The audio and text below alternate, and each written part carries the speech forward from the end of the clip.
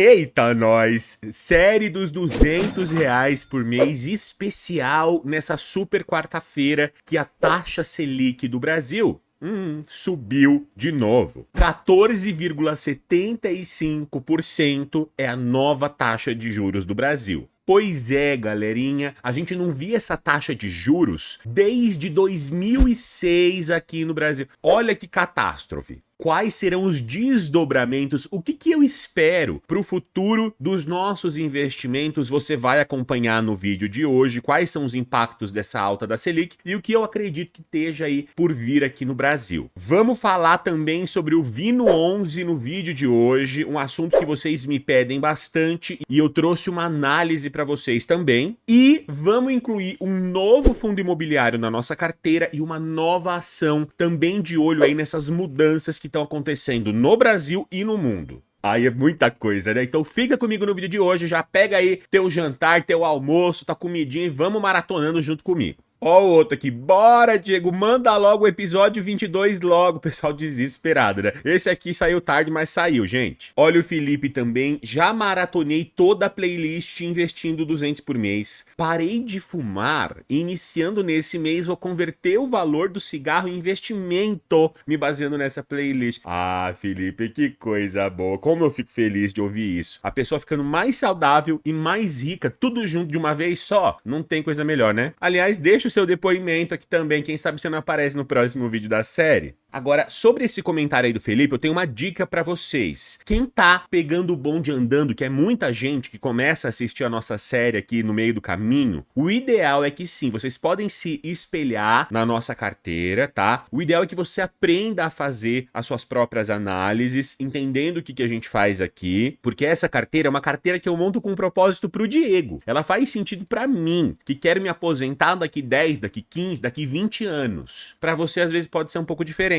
E outra, vale a pena você maratonar nossa playlist pelo conhecimento, mas não é para você sair comprando tudo que a gente vai fazendo na sequência, não, porque tem coisas que faz sentido naquele momento. Às vezes, há 1 ano atrás, há 2 anos atrás, quando eu comprei, era uma outra realidade. A gente tá fazendo aqui, pessoal, uma estratégia chamada de Buy and Hold, que é a estratégia, inclusive, do Luiz Barsi e do Warren Buffett, lá dos Estados Unidos. Se você quiser um vídeo, inclusive, dedicado sobre esse assunto, quais são as características desse tipo de investimento, comenta que eu faço um vídeo completo para vocês entenderem. Mas o Buy and Hold em português significa comprar e segurar as ações. Eu vou me tornar sócio desses investimentos para me beneficiar do lucro, do crescimento, do aluguel, do valor que esses ativos estão oferecendo para a sociedade que a gente vive. E eu não vou ficar comprando e vendendo.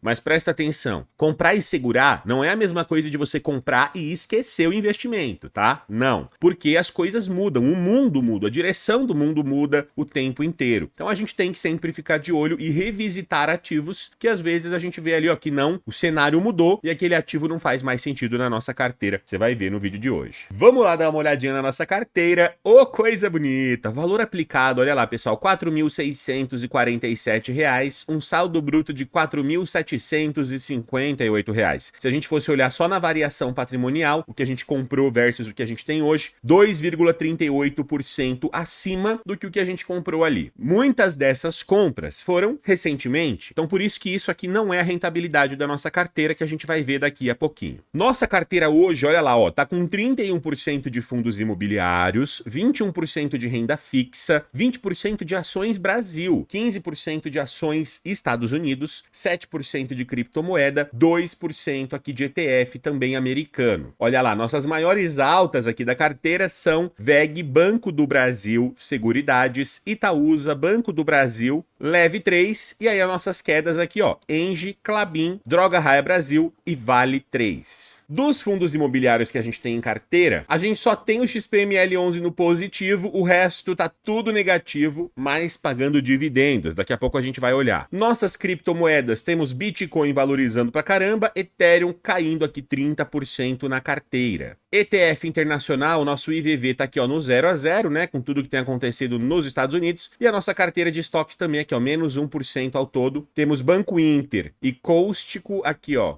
no positivo e o resto tudo negativo por conta da nossa crise. Ó, Meta e Apple têm aqui as maiores oportunidades de compra também. Aliás, pessoal, eu sei que vocês estão com dúvida referente a Nomad, porque ela aumentou o valor mínimo para R$300. Eu vou falar disso no vídeo de hoje também, a respeito, no finalzinho eu dou uma pincelada. Vamos para a parte que a gente gosta, que é a parte dos dividendos. Olha só, ao todo a gente já recebeu R$196 de dividendos na carteira, ou seja, R$19 é o que a gente vai receber aqui no mês de maio. No mês passado a gente recebeu R$16,97 e um recorde no mês de março de R$33,85. Lembra, a nossa carteira ela não é focada em dividendos ainda. Ela tem muita reserva de oportunidade, ela tem ações americanas que pagam menos dividendos, ela tem ações de crescimento como a VEG, que não paga muito dividendo também. Muita gente pergunta, mas Diego, não era para sua carteira então tá crescendo horrores, já que ela é focada em crescimento? Se ela é focada em crescimento e tá recebendo menos dividendos, ela devia estar crescendo horrores? Calma, gente, não é assim que funciona, tá? Quando a gente fala de curto prazo, ou seja, períodos menores do que 5 anos, não tem como eu querer e exigir que a minha carteira esteja num positivo, explodindo. Não é assim que funciona. Quando a gente foca em crescimento, a gente vai depender das oscilações do curto prazo, mirando no longo prazo. O que eu acredito é que daqui 10, 20 anos, eu vou ter uma carteira muito mais valorizada do que se eu focasse só puramente em dividendos hoje em dia. Entendeu? Porque uma carteira que ela é 100% focada em dividendos hoje, para pagar dividendo hoje, ela vai crescer menos, porque são ativos que já estão consolidados, são ativos que não estão crescendo, já que eles estão distribuindo lucro. Por isso que o meu foco aqui hoje em dia, ele é uma mistura, ele é uma coisa híbrida. Eu tenho dividendo sim, tenho fundo imobiliário, tenho ações, vacas leiteiras aqui que pagam dividendos, mas eu também tenho umas pitadas ali que vão, ó, explodir no longo prazo para o meu patrimônio valorizar. Olha lá, a rentabilidade da nossa carteira nos últimos 12 meses tá de 16,65%, mesmo nesse caos todo. Então a gente tá assim superando até mesmo o CDI, que tá em 10%.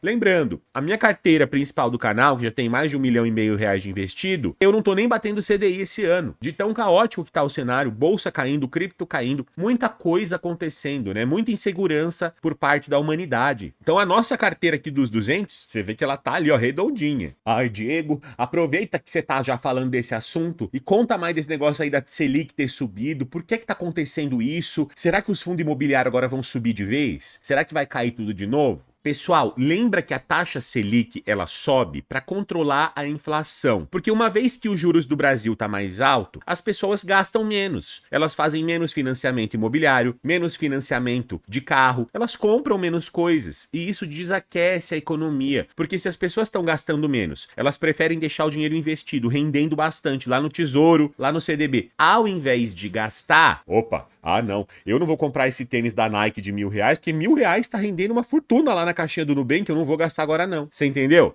A pessoa, ela meio que para de gastar agora porque existe uma competição pro dinheiro dela que tá rendendo mais ali. Existe uma concorrência pro dinheiro dela. É por isso que o governo aumenta a taxa de juros, para controlar a inflação e não deixar a inflação desandar. Porque hiperinflação, pessoal, inflação alta, significa pobreza do nosso país. Nosso país, ele vai para o buraco quando a inflação tá muito alta. Porque a maioria das pessoas do país ganha pouco. E o que elas ganham, elas usam para comer, para morar, para pagar remédio. Então, quando tem inflação, é justamente o aluguel, a gasolina, o preço dos alimentos e dos remédios que é o que mais sobe. E aí, essa população que antes comprava ali, comia ali um franguinho, um ovinho, ela não consegue mais comprar, ela não consegue mais comer, a qualidade da vida dela diminui. Por isso que a inflação é o que mais empobrece o nosso país. E o nosso país tem que lutar contra a inflação. Como ele faz isso? Aumentando a taxa Selic. Olha só, pessoal, eu tô aqui com os dados do IPCA, que é a sigla da inflação, que a gente mede a inflação no Brasil dos últimos 12 meses. E olha só, aqui ó, em 2022, ela tava super alta, não é à toa que a Selic também tava alta, e ela veio caindo,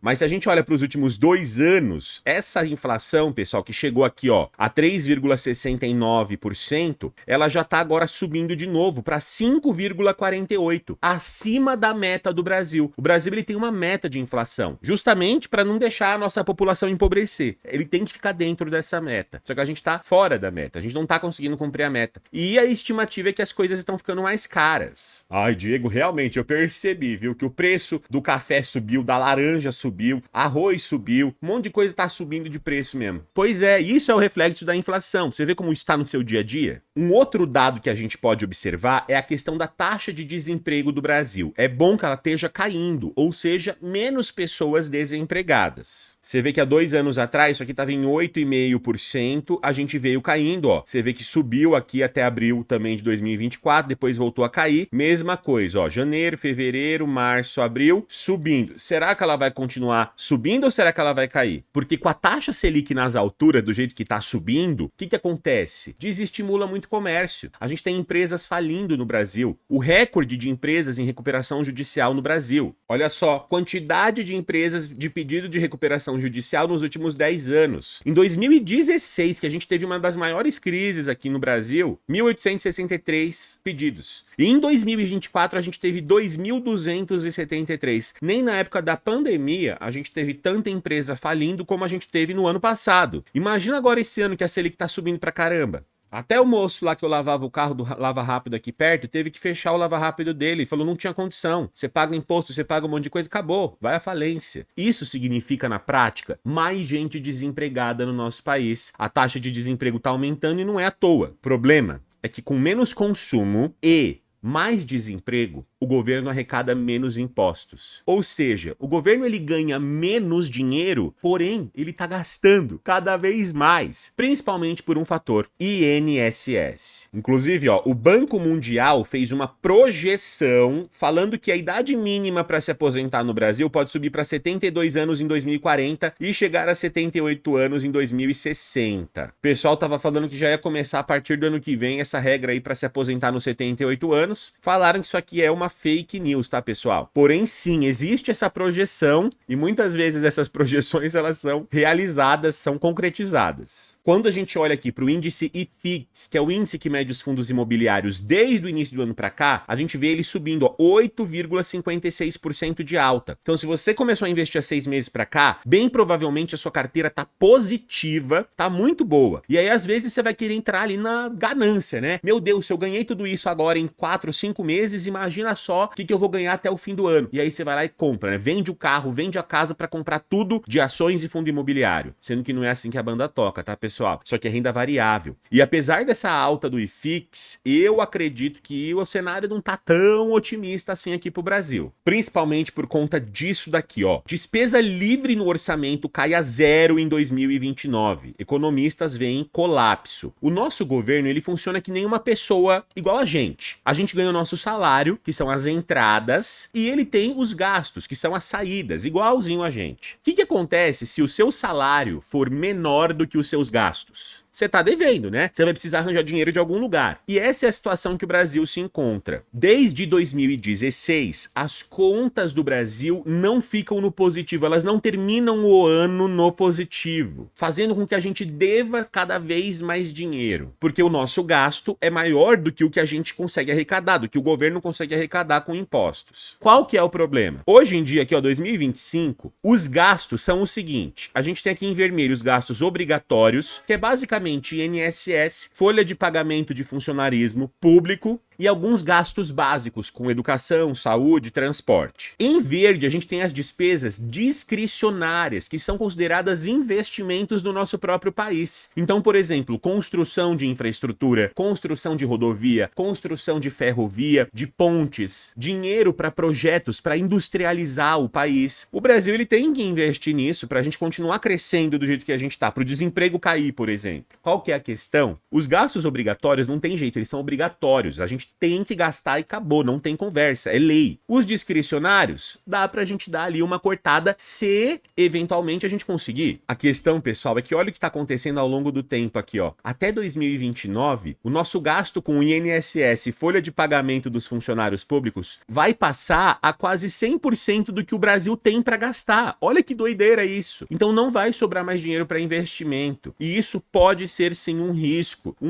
de a inflação subir mais ainda, ainda, da taxa de juros ter que permanecer alta aí nesses próximos 4 ou 5 anos. Olha só que tristeza, né? Ai, mas Diego, então o que eu faço? Eu tô perdido. Nada. O que a gente faz, a nossa carteira, ó, que tem renda fixa, ou seja, ela tem reserva de oportunidade, ela tem FII, ela tem ação em dólar, ela já é uma carteira blindada para qualquer coisa que possa acontecer no futuro. Se tiver crise, a gente tem reserva de oportunidade. Se o dólar subir, a gente tem dólar. Se as ações do Brasil subirem, a gente tem ações do Brasil. Então a gente tá meio que blindado, a gente vai aproveitar oportunidades futuras, você percebe? Por isso que o ideal é você investir assim, sem risco. Não é para ter risco, não é para ser arriscado. É para você fazer o arroz e feijão bem feito. E é nesse contexto meio caótico, gente, que a gente vai fazer uma mudança na carteira a respeito do Vino 11. Eu vou vender as cotas do Vino 11 da nossa carteira e eu vou explicar para você o motivo. Os imóveis que estão dentro do Vino 11 são bons investimentos, são bons imóveis, em boas localizações que apresentam um aluguel consideravelmente interessante, com vacância extremamente baixa, ou seja, eles estão todos ocupados e com a inadimplência muito boa. Por isso que quem quiser carregar esse fundo para o longo prazo, ou seja, um prazo acima de 10 anos, que a gente quer ser mais otimista, né, acreditando que o Brasil vai melhorar, talvez faça sentido. Mas para os próximos 4 anos, gente, do que está acontecendo hoje no Brasil, você entendeu um pouquinho agora que eu dei uma pincelada, talvez não faça sentido mais o Vino na nossa carteira. O cenário de 2 anos atrás, quando eu botei ele na carteira para hoje, é totalmente diferente. Ai, Diego, como assim? Olha só, o Vino 11, ele é um fundo mais arriscado por natureza. Eu sempre falei isso aqui no canal. Ele tem alavancagem, ou seja, ele tem dívidas. Essas dívidas, olha só, pessoal, são atreladas ao IPCA mais alguma coisa, então ele paga IPCA mais 7%, num CRI aqui, para pagar o imóvel da Rede Globo. Ele paga TR mais 9% para pagar esse aqui. Ele paga CDI mais 3,5%, IPCA mais 5%. Você percebe que as dívidas do Vino 11, que são altas, tá? Ele tem 50% do patrimônio dele é dívida praticamente, 40%.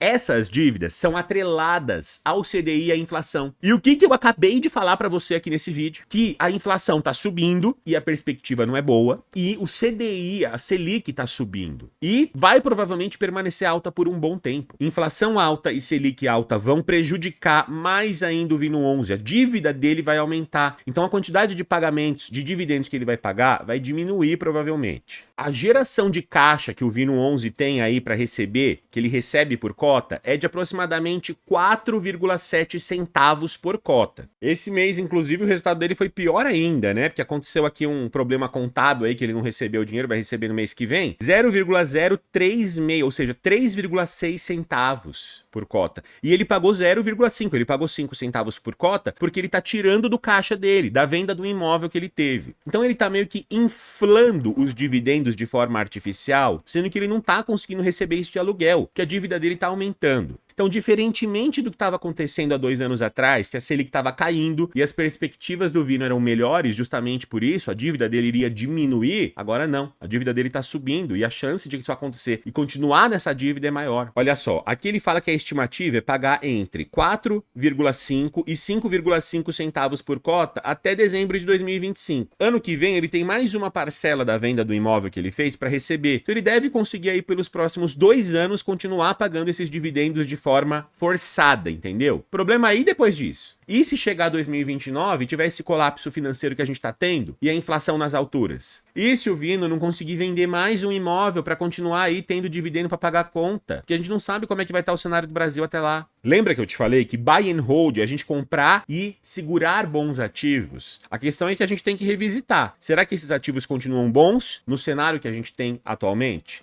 Essa que é a questão e é por isso que eu vou tirar o Vino, tanto da nossa carteira da série dos 200, quanto da nossa carteira rumo aos 20 mil de renda passiva. Ai, Diego, quando é a hora de tirar, de saber que eu tenho que vender o investimento? É quando cai? Não, não é quando cai. Tanto é que o Vino já caiu faz tempo, a gente vinha comprando, recebendo bons dividendos dele, hein? Na minha carteira principal, eu tô recebendo mais de 1%, acho que 1,4%, 1,3% ao mês de dividendo, é ótimo. Então a gente não vai tirar o investimento porque ele caiu, mas sim porque o fundamento desse investimento mudou. Olha só, pessoal, a gente vai investir R$ 165 em cotas do Vino 11 e eu vou aproveitar para comprar e substituir ele por outro fundo imobiliário que eu sempre quis colocar na carteira, mas por conta da nossa carteira ter um aporte menor, ficava difícil, porque é um fundo base 100. E esse fundo aqui, ó, é o HGLG11, ó. É um dos melhores, na minha opinião, é o melhor fundo de galpões logísticos da Bolsa de Valores. Então o Vino é um fundo de tijolo, eu vou substituir por outro fundo de tijolo, mais um fundo extremamente conservador. Um fundo que a gente vai carregar para o resto da nossa vida. Essa que é a ideia. Vamos aproveitar que ele tá com o PVP, ó, descontado, tá 2% mais barato do que deveria. Tem liquidez diária absurdamente alta. Nos últimos 10 anos, pessoal, esse aqui foi o histórico do HGLG11. Olha só, é como se a sua cota saísse de R$ 49 para os R$ 158, se você considerar o reinvestimento dos dividendos. Então é um fundo extremamente sólido, é um fundo que bate o CDI, bate a inflação, bate tudo, com muita margem de segurança. E eu já queria colocar na carteira, mas não tinha dinheiro assim para colocar. Então agora que a gente vai vender o Vino, vamos colocar esse no lugar. Eu não vou mostrar o passo a passo de ir no Banco Inter, nem nada, porque senão o vídeo vai ficar muito longo. Mas eu vou vender as cotas aqui, as 33 cotas do Vino que a gente tem, mesmo no prejuízo, e vou comprar aqui as cotas do HGLG11, uma cotinha do HGLG11. Com isso, vai me sobrar R$ 242 aqui na conta da corretora, pessoal. Esse dinheiro que vai me sobrar é referente aos dividendos, mais os 220 do aporte do mês. O que eu vou fazer com esse dinheiro? R$ 84 desse dinheiro, então vamos subtrair aqui R$ 84. Eu vou comprar 2 ações de VEG 3, aproveitando que a VEG tá no positivo na nossa carteira, mas ela caiu muito de preço. O preço dela desabou recentemente. Então vamos aproveitar para comprar. E os outros R$ 158 a gente vai comprar em ações de uma empresa nova, a Petrobras. Pois é, pessoal. Olha o que aconteceu com a Petrobras nos últimos 6 meses. Ela saiu de R$ 40 para R$ 30, ou seja, 25% de desconto, sendo que você vê muitos analistas aí dizendo que o preço justo dela tá ali por volta de 38 a 40 reais. E é a maior empresa que a gente tem no Brasil. É a empresa que gera um lucro absurdo. E se o cenário do Brasil melhorar, o cenário do mundo melhorar, a Petrobras vai se beneficiar bastante e a gente vai colocar ela na nossa carteira, aproveitando que a gente não tinha nenhuma ação de petróleo na carteira. A gente vai comprar 5 ações da Petrobras, totalizando aqui, ó, R$ 150.